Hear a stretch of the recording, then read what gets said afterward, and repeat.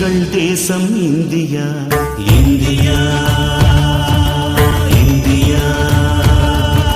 மேற்கு நாடு வேட்டையாட கல்லெடுத்த காலையில் கல் குடைந்து சிலை வடித்த கலையின் தேசம் இந்தியா.